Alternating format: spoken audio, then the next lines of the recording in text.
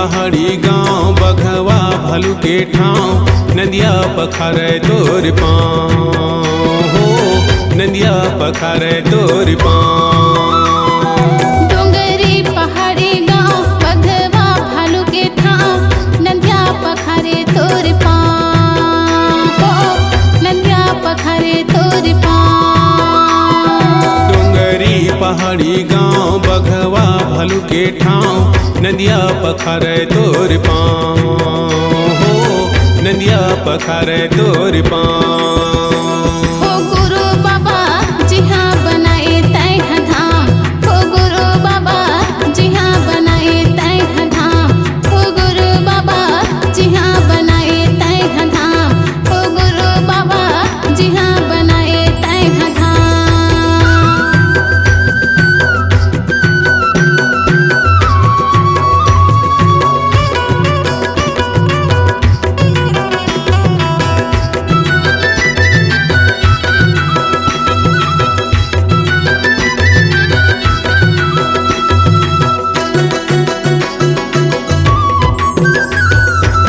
गोरे ये जंगल बीचे ऊपर पहाड़ी छता, ध्यान ला बाबा तय लगाए। पाचे कुंडे बीचे ऊपर लकड़ी कच्चा, धुनीला गुरु तय जलाए। गोरे ये जंगल बीचे ऊपर पहाड़ी छता, ध्यान ला बाबा तय लगाए। पाचे कुंडे बीचे ऊपर लकड़ी कच्चा, धुनीला गुरु तय जलाए।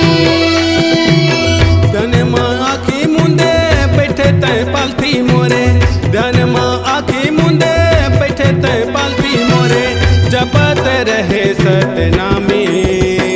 हो गुरु घासी संतो पुकारे तोर नावी, हे गुरु घासी संतो पुकारे तोर नावी, हे गुरु घासी संतो पुकारे तोर नावी, हो गुरु घासी संतो पुकारे तोर नावी।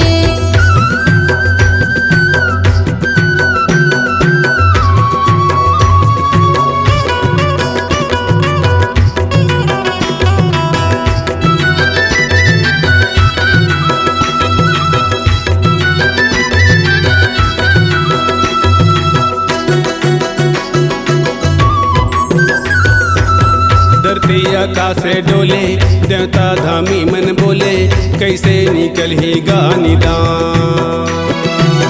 जी जंतु आँखें खोले, चिड़ै चुरगुन मन बोले, कोने बचाहेगा परान।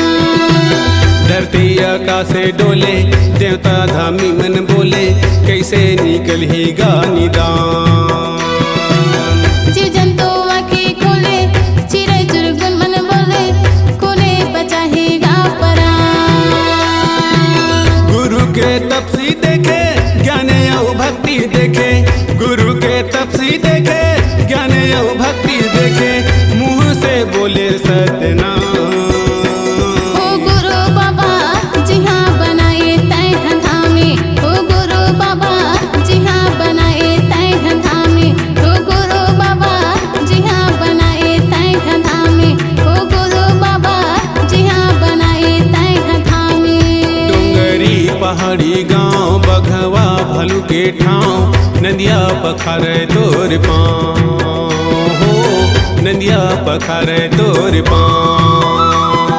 डोंगरी पहाड़ी गाँव बघवा भालू के ठाव, नदिया पखारे तोर पाँव हो, नदिया पखारे तोर पाँव।